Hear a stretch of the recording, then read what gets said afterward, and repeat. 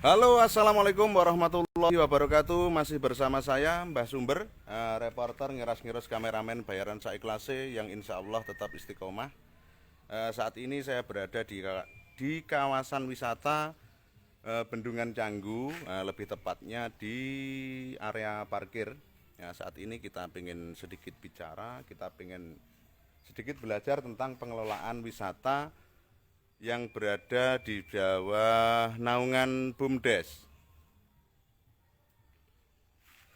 Saat ini di area parkir kita baru saja menitipkan kendaraan kita berupa sepeda motor 2 unit. Alhamdulillah cukup murah di tempat ini. Untuk parkirannya per unit sepeda Rp3.000. Oke, selanjutnya kita sedikit masuk ke dalam area wisata. Perlu diingat teman-teman yang ada di rumah, Rp3.000 saja. Silahkan hadir di Dam Canggu, Bendungan Canggu.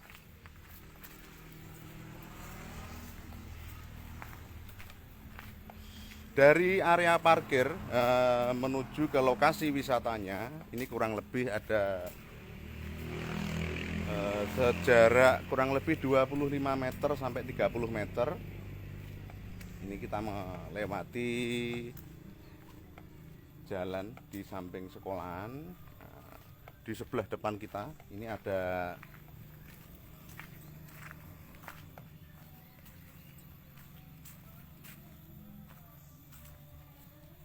di depan kita ini adalah gapura dari kawasan wisata Bendungan Canggu.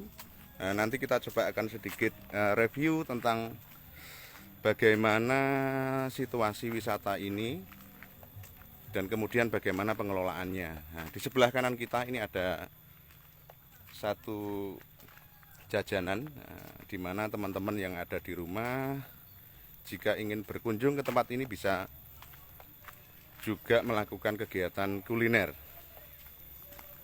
Di sebelah depan kita ini ada satu gapura dengan konsep tradisional etnis dengan bahan bambu yang disusun sedemikian hingga nampak indah, cantik. Ini ada di sebelah depan kita. Oke, mungkin kita bisa sedikit bicara testimoni dengan teman-teman yang ada di lokasi ini sesama pengunjung.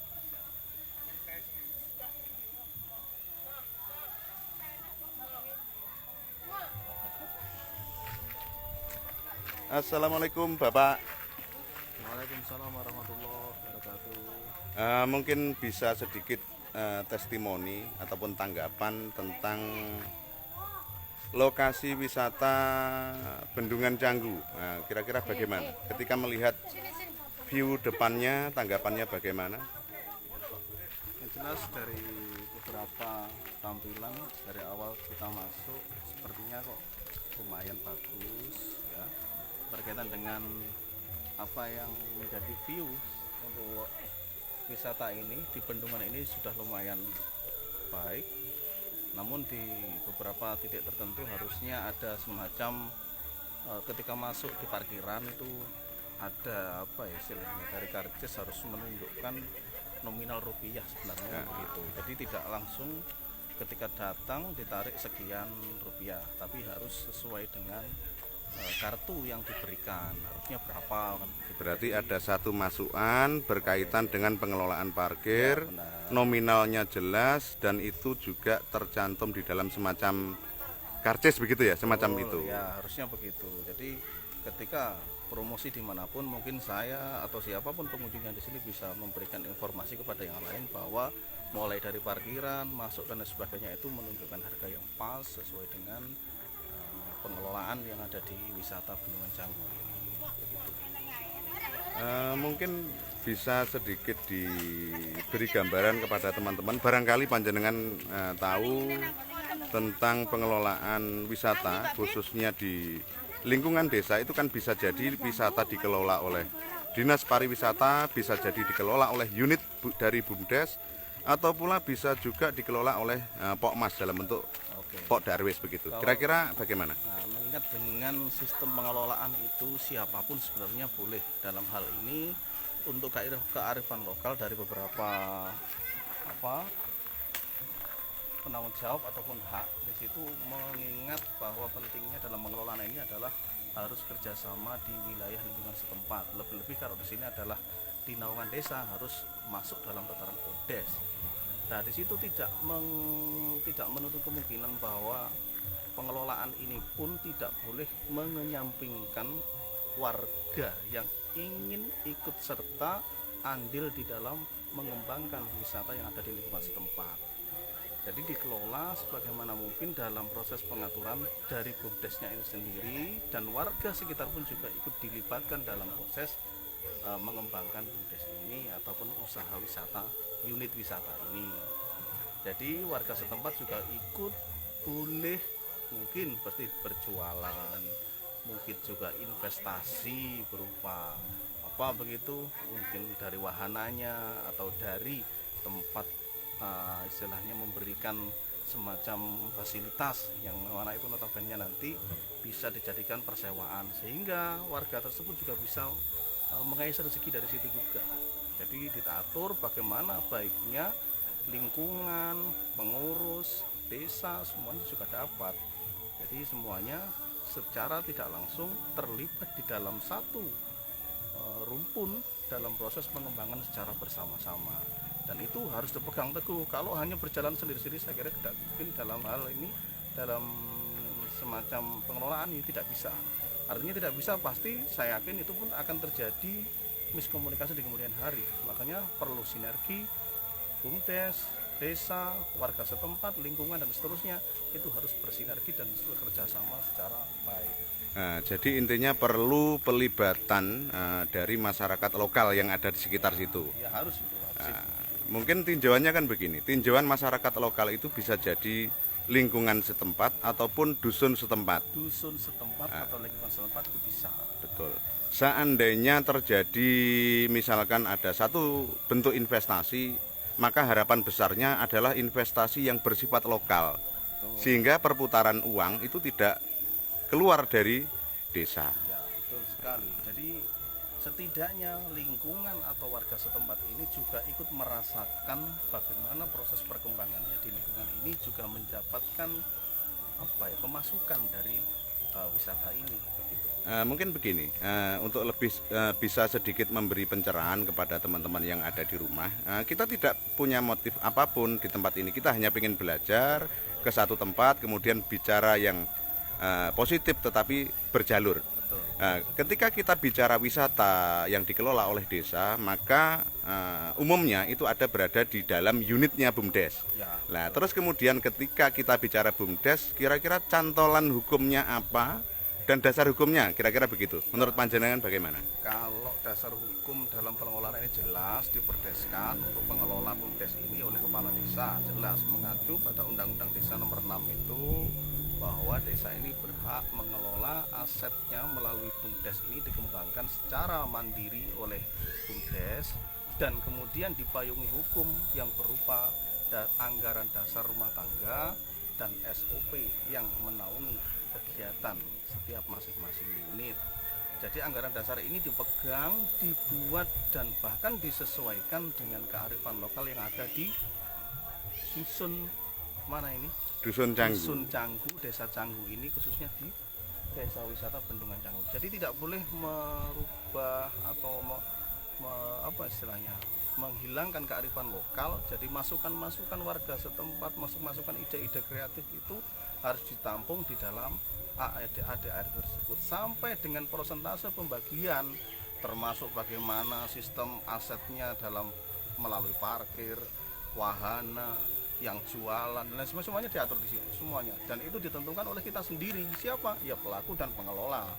Tidak boleh menentukan sendiri secara sepihak, tetapi secara umum semuanya berlaku dan dimusyawarahkan secara kelembagaan, baik dari mulai tataran desa maupun BUMDes, semuanya harus terlibat.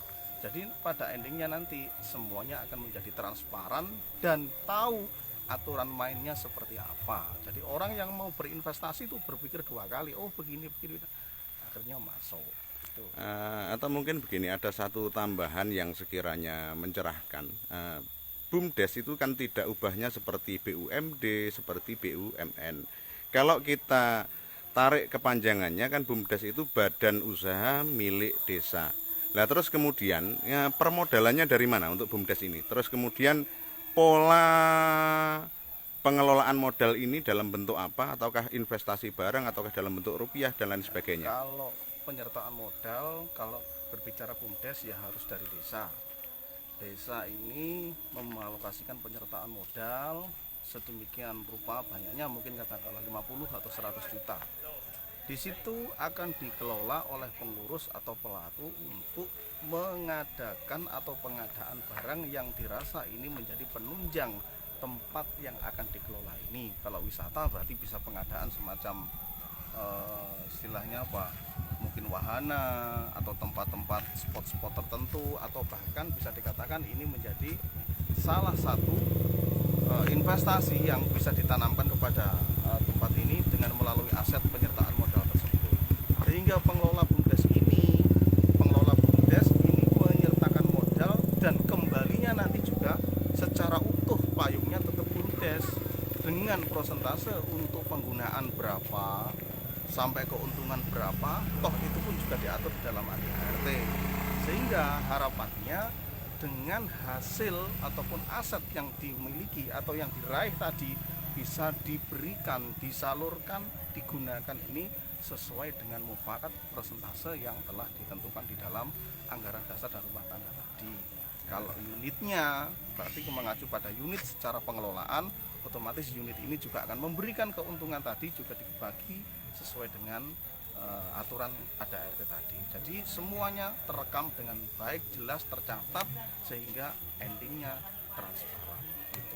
Oke, mungkin itu sekilas ya. Nanti harapannya kita masih ada satu bentuk komunikasi yang panjang di dalam sambil jalan-jalan mengupas bagaimana satu bentuk wisata yang ada di desa yang berada di dalam naungan BUMDes untuk bisa lebih berkembang lagi. Sekiranya bagaimana? Ini berlaku untuk semua wisata yang ada di khususnya di wilayah Kabupaten Kediri. Ya, kalau melihat dengan perkembangan ini saya kira tidak jauh. Yang jelas semuanya pada dasarnya ingin semuanya mengembangkan di wilayah area. Setidaknya dengan keterlibatan dari keseluruhan warga ataupun siapapun yang hadir di tempat ini minimal dalam memberikan atau sumbangsih aset di sini juga merasakan dampaknya yang ada.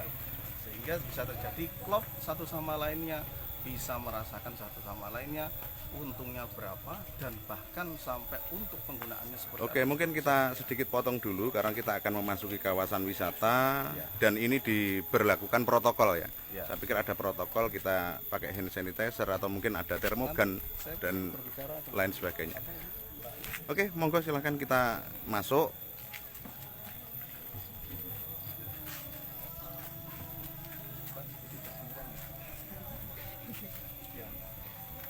Maskernya mungkin bisa diperlihatkan. Mungkin mbaknya namanya siapa? Saya Tutut. Tutut ya. Ini sebagai pelaku atau pengelola? Saya di sini cuma karyawan aja. Karyawan. Mungkin sedikit cerita bagaimana istilahnya secara umum pengunjung datang diberikan lahan parkir tersendiri dengan mungkin berapa nominalnya untuk parkir 3.000. Parkir sepeda motor. Nah, kemudian begitu masuk dikenakan tiket biaya berapa? Enggak, untuk masuknya free. Masuknya free.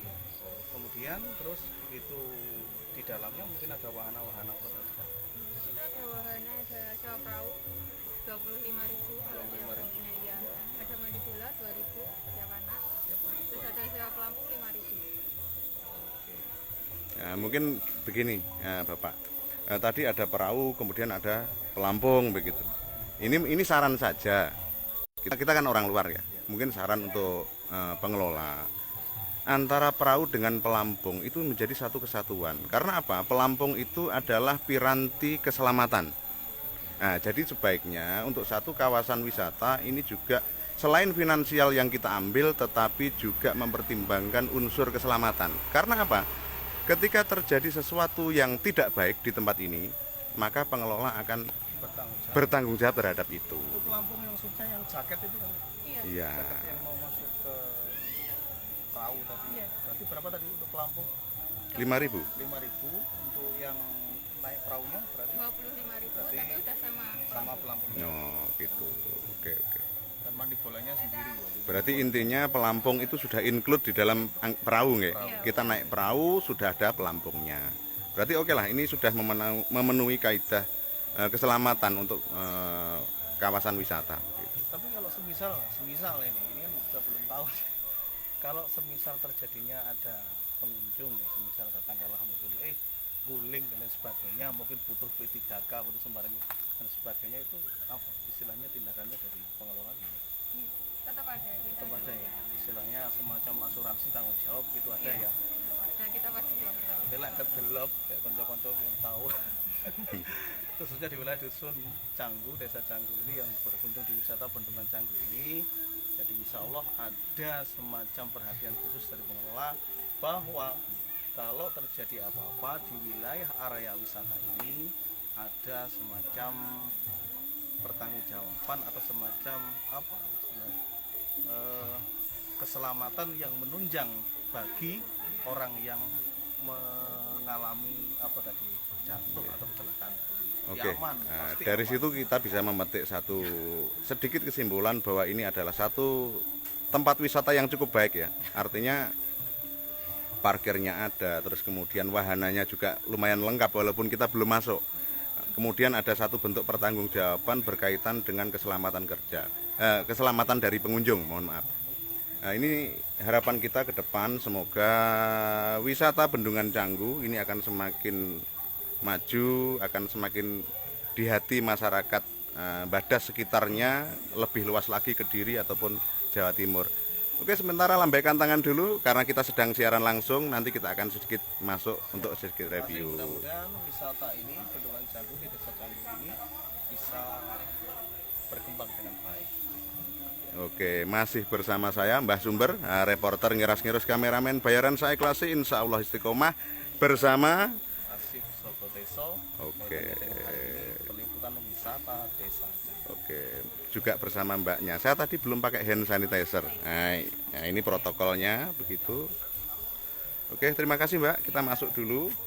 Nah, kita sedang berjalan terus ini. Ini masih bersambung bagaimana kita mereview dari wahana yang ada di tempat ini. Kira-kira bagaimana dari faktor keindahannya, faktor keselamatan, dan sudut pandang undang-undang tentang pengelolaan wisata. Nah, di sebelah depan kita ini ada satu perahu yang sedang dikemudikan, mungkin oleh pengelola atau apa. Nah, dari tampilan yang ada, ini pengunjung yang naik perahu ini sudah cukup aman. Ini memakai pelampung. Cuman ada satu koreksi untuk pengelola yang berada di perahu juga sebaiknya memakai pelampung, karena yang namanya Penyelamat. musibah dan lain sebagainya itu bisa terjadi kapan saja. Ya, benar sekali. Nah, tadi yang disampaikan tadi sama petugas, inilah perahu yang di sebelah kanan saya, belakang ini, yang seharga kurang lebih 25.000 per kepala. Per kepala 25.000, sudah memakai pelampung. Kurang lebih tadi berapa, tidak menyebutkan berapa menit tadi ya. Nah, belum tahu durasi waktunya. Waktunya sehari atau 1 jam. Nah, itu yang jelas seperti inilah wahananya, seperti ini tampilan dari wisata Bendungan Canggu yang ada di sini. Mungkin kita iklan dulu karena ada jajanan yang juga pas untuk di lokasi ini. Ini ada pentol bakar dan pentol kuah. Nah, silahkan, ini satu kuliner yang cukup akrab dengan lidah kita. Monggo silahkan teman-teman yang ingin berkunjung di area ataupun kawasan wisata Dam Canggu. Ada beberapa kuliner yang ada di sini. Selain juga ada semacam kedai, semacam kafe dan lain sebagainya. Kira-kira dari apa yang tampak di sini selaras dengan Undang-Undang Desa Nomor 6 Tahun 2014. Kira-kira bagaimana ketercapaian dari tujuan undang-undang itu melihat situasi yang seperti ini? Kalau melihat undang-undang dengan yang diamanatkan itu saya kira sudah luar biasa dan sudah bagus. Dalam rangka pengelolaan aset desa ini dikembangkan dengan harapan memberikan masukan kontribusi yang baik bagi desa, dan lebih-lebih cantolan untuk memberikan pada warga masyarakat ini secara tidak langsung sudah memberikan semacam kesibukan, dan itu sama halnya memberdayakan mereka untuk mengelola dan bahkan berusaha untuk mengembangkan secara sektor ekonomi, dan ini luar biasa, memang bagus. Dan tapi kaitannya dengan ini perlu perlu tinjauan, evaluasi dan seterusnya. Kita harapkan selalu begitu untuk pengurus, dan pengelolaan juga melihat situasi dan kondisi bagaimana baiknya. Setidaknya dari amanat undang-undang tersebut, wirohnya atau inti dari undang-undang tersebut untuk memberikan kontribusi kepada desa, memberikan wewenang kepada desa dalam pengelolaannya ini, harapannya bisa menyentuh kepada warga masyarakat untuk ikut andil di dalam pengembangan pengelolaan di kawasan wisata yang dijadikan sebagai aset desa. Jadi semuanya harus terlibat dan harus saling menguntungkan. Jangan sampai dengan adanya wisata ini malah justru membunuh karakter, membunuh usaha warga setempat di wilayah wisata ini. Justru mereka harus dirangkul,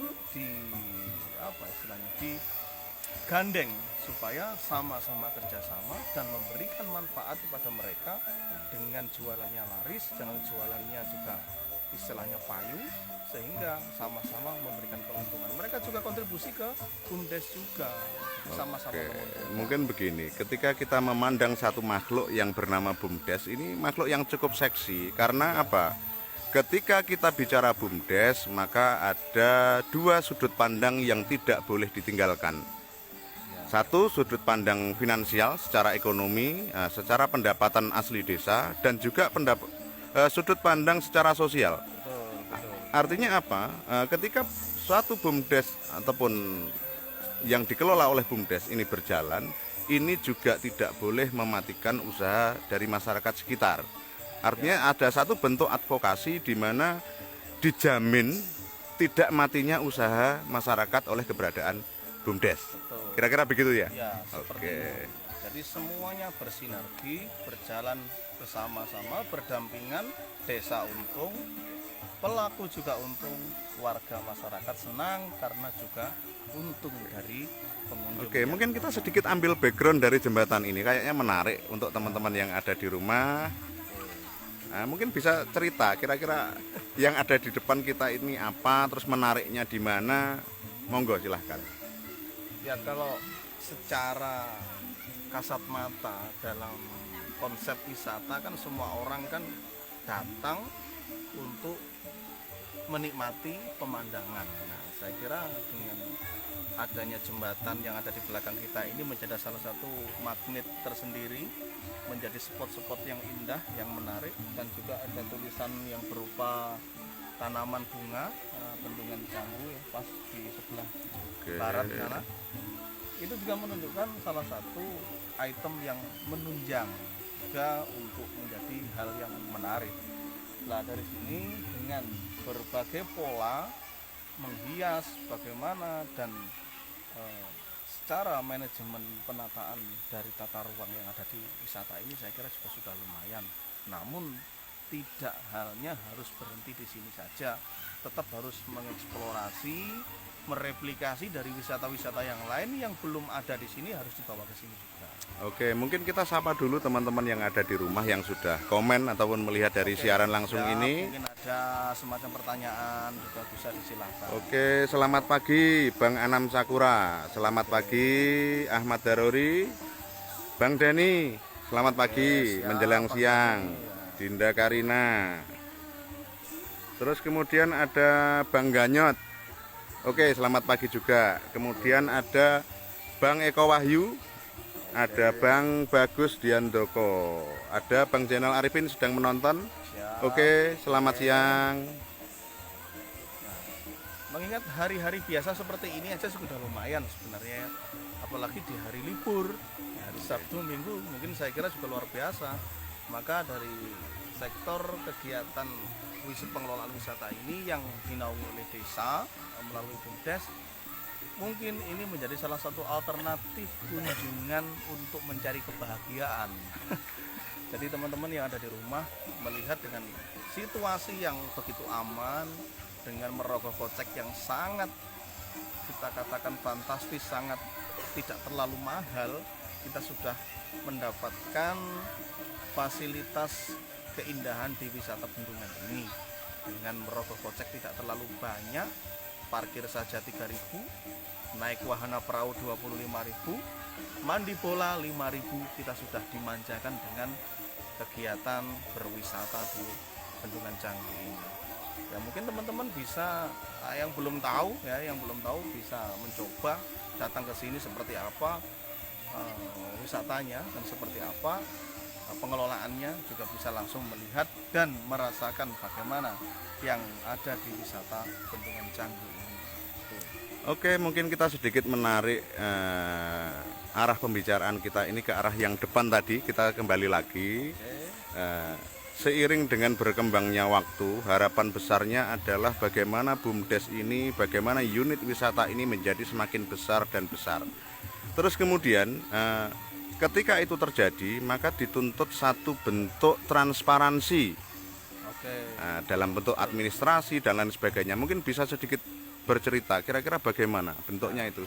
Baik, bagaimana secara pertanggungjawaban ini biar semuanya bisa merasakan dan melihat jelas dalam pengelolaan apapun kita harus betul-betul transparan. Dalam naungan BUMDes ini terutama kaitannya dengan Bendungan Canggu ini, mungkin saya bisa memberikan sedikit gambaran dengan secara teori. Mudah-mudahan sesuai dengan teori. Dari kegiatan yang harus dilaksanakan biar semuanya tahu, dalam mulai pengelolaan itu kita harus melihat penyertaan modal yang masuk gitu. Jadi desa dalam penyertaan modal ini betul-betul harus jeli dan harus pas, dan dananya harus istilahnya harus ada nominalnya. Misal tadi saya menyampaikan 50 juta gitu ya. Jadi 50 juta ini diberikan secara tidak langsung, secara pembukuan harus jelas 50 juta. Kemudian dari sektor wahana itu pun juga harus jelas.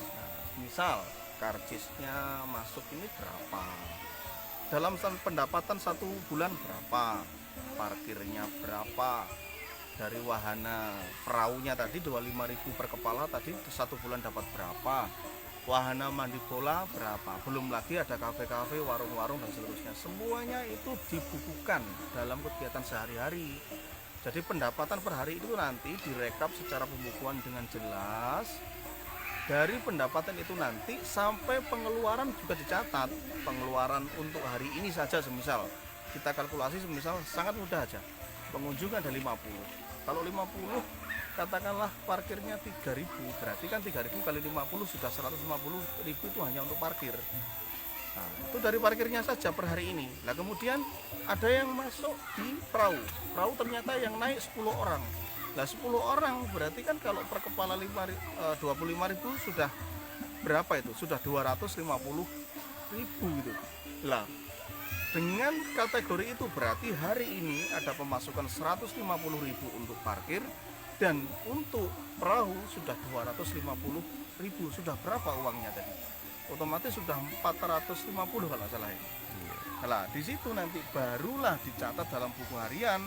Hari ini pendapatannya 450.000 dikurangi apa? Dikurangi pengeluaran, semisal untuk tukang parkir tadi beli apa, es, atau hariannya berapa. Jadi semua terbukukan dengan jelas sampai akhir bulan, dicatat pendapatannya berapa, pengeluarannya berapa, sampai nanti menjelang akhir tahun. Disitulah akan tahu laba dalam 1 tahun, penyertaan modal berapa, hasilnya berapa, kemudian dari kontribusi warung-warung atau pedagang tadi berapa, semuanya tertulis dengan jelas, dan itu dilaporkan secara seksama, dilaporkan dalam tiap akhir tahun yang namanya apa ya, Musdes pertanggungjawaban, mungkin begitu. Kalau dalam BUMDes mungkin RAT ya, rapat anggota mungkin begitu ya. Nah, itu semuanya jelas, dari labanya berapa, kemudian laba bersih berapa, laba kotor berapa. Dan pada tahun 2019 berikutnya itu untuk apa uangnya juga sudah jelas. Jadi karyawan itu nanti melihat aset yang bisa dilihat dari keuntungan, mereka akan tahu berapa nilai harga, berapa nilai bayaran, dan seterusnya. Dia akan semuanya transparansi, jadi semuanya lenggono. Harapannya begitu di BUMDes ini atau di wisata ini. Oke, mungkin kita sedikit sapa dulu. Ini ada Bang Chandra Fortune. Ini sedang ada di lepas pantai ini. Ini ada di lepas pantai. Bang Chandra Fortune, terus kemudian ada Bang Iwan Sutrisno. Ini juga dari media. Selamat datang, selamat siang, Bang Iwan. Selamat siang, Mas Iwan. Terus kemudian ada saudara kita, Cak Mas Ruri. Cak Ruri. Gus Ruri ini ya, dari Kandangan. Oke, sekarang berada di Mojo. Sugeng siang, selamat siang. Ada juga ini, ada guru kita mungkin, Ahmad bin Ja'far Baharun. Wah. Alhamdulillah ini panjenengannya juga hadir di sini. Rawuh, Gus. Sugeng siang, Habib, Gus. Nah, kemudian juga ada Bang Heri Deka. Nah, ini pemerhati lingkungan, berkaitan dengan penghijauan sungai, sumber. Sugeng siang, selamat siang, mohon petunjuk. Ya. Dari semuanya itu harapannya masukan-masukan sedikit demi sedikit seperti ini bagi pengelola, tidak mengecualikan siapapun yang memberi masukan dan tanggapan, bisa dijadikan sebagai catatan, sebagai referensi untuk mengembangkan desa wisata ini, khususnya di Bendungan Canggu ini. Jadi baiknya, kekurangan, kelebihan itu menjadi catatan hal penting sebagai evaluasi ke depan. Mungkin bisa saya sedikit tarik tadi bahwa seiring dengan kemajuan dari BUMDes, seiring dengan perkembangan dari unit wisata, apapun bentuknya, wisata ataukah apapun, maka dibutuhkan satu bentuk transparansi pertanggungjawaban baik secara administrasi ataupun secara forum begitu. Nah, terus kemudian kalau satu wahana, anggap saja ini ada bendungan atau apapun, ini berarti kan unit dari BUMDes. Nah, kemudian unit BUMDes ini bernaung di bawah BUMDes. Nah, kira-kira berkaitan dengan pertanggungjawabannya, siapa bertanggung jawab kepada siapa? Kalau secara pertanggungjawaban untuk unit ini otomatis kepada pengurus BUMDes. Kalau pengurus BUMDes otomatis bertanggung jawab kepada kepala desa.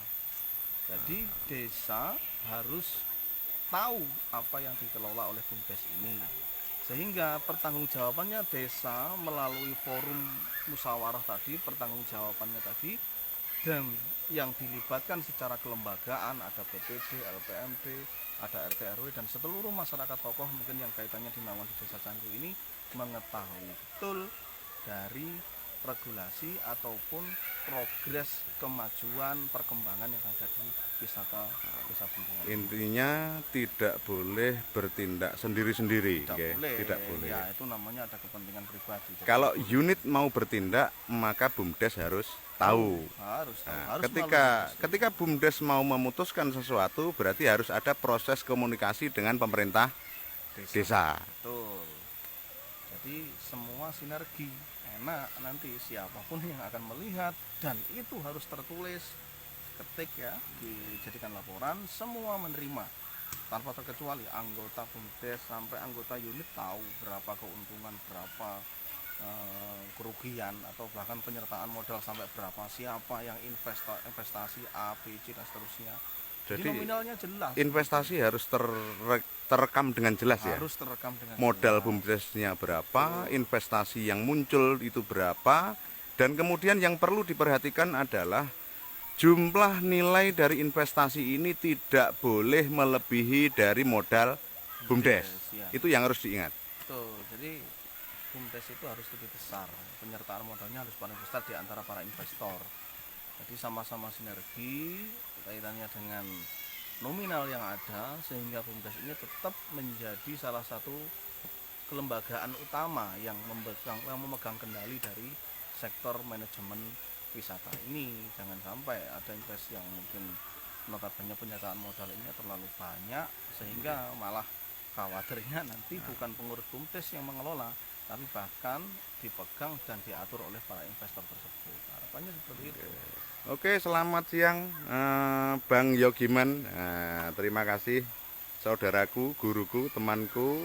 Untuk kemudian kita sedikit lanjut berkaitan dengan kita bicara BUMDes, kita bicara unitnya, terus kemudian kita bicara permodalan ataupun apa tadi penyertaan modal ya.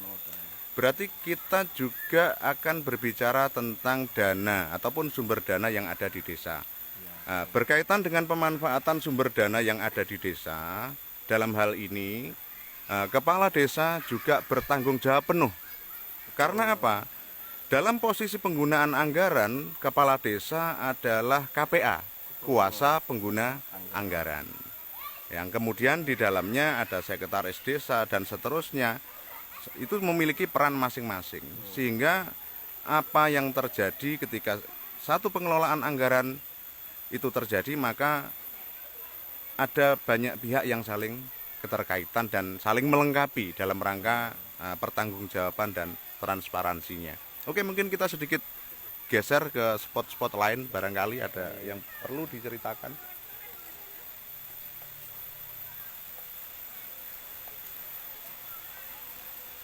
Ini tadi pelampung ya. Yang tadi notabene per pelampung ini kurang lebih 5.000. Ini dicetak. Jadi 5.000 rupiah, perahunya 20.000 ya. Sangat ekonomis. Kalau satu paket berarti naik perahu 25.000 sudah pakai pelampung. Sudah pakai pelampung. Ya. Dan pastinya aman karena tadi sudah disampaikan sama tim, salah satu anggota karyawannya di pengelolaan wisata ini, ketika ada apa-apa semuanya ditanggung oleh BUMDes. Berarti dari kesan pembicaraan di awal tadi kayaknya ada semacam asuransi begitu ya? Ada asuransinya begitu. Oke, mungkin kita sedikit ambil spot di mana ada satu wahana yang semoga aman untuk anak.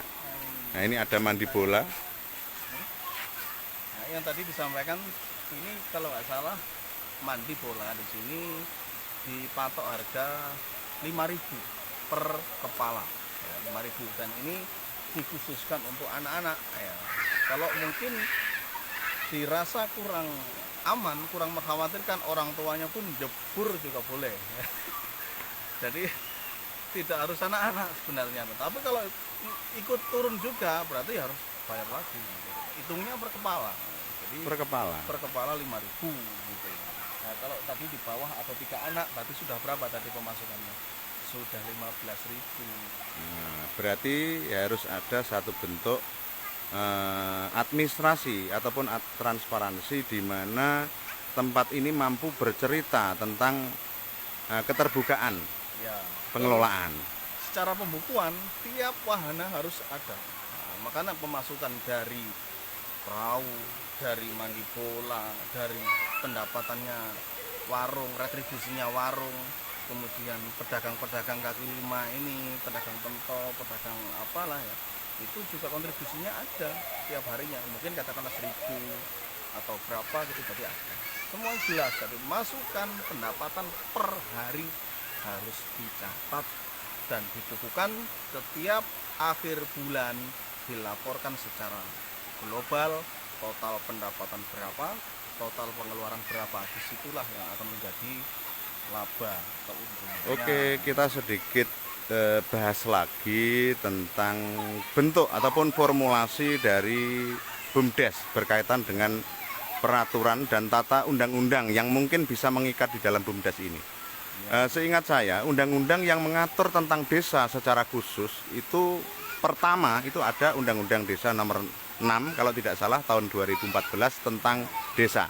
Nah, yang di dalamnya juga berbicara tentang pendapatan asli desa, keuangan desa, kemudian juga BUMDes.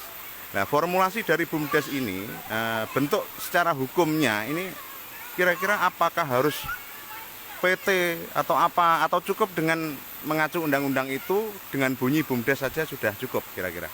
Acuan undang-undang oleh Kementerian Desa itu sebagai payung hukumnya. Kemudian dari kabupaten membuat peraturan bupati ya, semacam pergub ya. Baik, mungkin kita sedikit berteduh agak sedikit panas.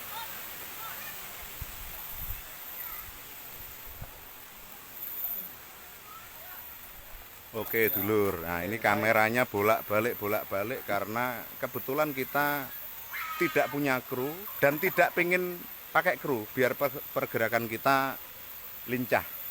Nah, kita tidak terikat dengan waktu, kita tidak terikat dengan janji dan lain sebagainya, kita tinggal cus begitu. Oke, mungkin bisa disambung yang tadi. Jadi regulasi undang-undang desa tadi untuk menjadi payung hukum secara umum gitu ya, kemudian ditelurkan lagi itu ke bawahnya lagi namanya peraturan bupati yang mengatur kaitannya dengan BUMDes. Jadi kalau nggak salah ini kita mengikut di Perbup tahun 2017 tentang BUMDes, entah nomornya saya lupa. Itu secara pengelolaan kaitannya dengan apa payung hukumnya tadi untuk landasan tadi mengatur dari masing-masing kearifan lokal yang ada, selain dari kriteria-kriteria yang tidak boleh dihilangkan. Jadi makanya berkaitan dengan pengelolaan ini regulasi itu menjadi penting dan harus dilaksanakan dan harus dipatuhi gitu. Oke, kita sapa dulu, ada Bang Saikuli Imron, kemudian ada Bang Iwan Sarwono. Selamat siang. Nah, kita sedang berada di kawasan wisata Bendungan Canggu. Mungkin barangkali kalau ada pengelola yang sedang menonton siaran langsung ini bisa komentar, klarifikasi ataupun menjelaskan sesuatu biar kita tercerahkan. Masyarakat Desa Canggu khususnya, lebih umum lagi Kecamatan Badas dan lebih umum lagi Kabupaten Kediri dan Jawa Timur. Nah, kita bincang hal-hal yang positif, kita bicara hal-hal yang membangun, kita belajar dan terus belajar. Mungkin ada ular-ular atau pesan-pesan. Ya, kalau pesan ada, ularnya pun juga ada. Ya, mengingat pentingnya sebuah warna wisata yang ada di sebuah desa ini, kita selama hidup di desa kan sama-sama menjunjung kearifan lokal. Jangan sampai dalam proses keuntungan, dalam proses menuju perkembangan yang baik, desa menuju desa yang mandiri, menuju kebaikan, ini jangan sampai terkendala di tengah-tengah karena gara-gara apa? Keuntungan, kepentingan seseorang yang sehingga memecah belah dalam lembaga BUMDes, lembaga desa ini. Jadi semuanya harus transparansi, harus jelas pembukuan, pelaporan, keuntungan, gaji dan seterusnya ini dibukukan secara baik dan diberikan dan dilaporkan secara baik. Itu penting sekali. Maka dari itu semua pelaku mulai dari luar, artinya dari desa, dari BUMDes, kemudian lingkungan atau bahkan orang-orang yang investasi harus duduk bersama satu tujuan dan tidak boleh mempunyai maksud tujuan tersendiri. Semuanya harus jadi satu. Mungkin itu. Saya harapkan mudah-mudahan Bendungan Canggu ini bisa berkembang dengan baik. Oke, mungkin ke depan kita akan berkunjung ke tempat-tempat yang lain, tidak selalu berkaitan dengan air, bisa jadi berkaitan dengan hutan ataupun sungai, sumber dan lain sebagainya. Intinya kehadiran kita di Bendungan Canggu ini dalam rangka untuk belajar dan berusaha untuk saling mencerahkan dan tercerahkan. Nah, kita tidak ada motif ataupun modus tertentu.